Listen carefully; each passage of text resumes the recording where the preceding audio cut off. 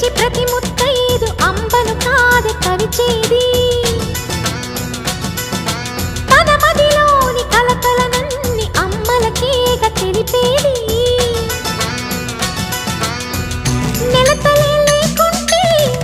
దేవుడికి నెలవేది భక్తులే రాకుంటే గుడికి ఇక వెలుగేది దయతోటి కుంకుమ పూలు అక్షింతలు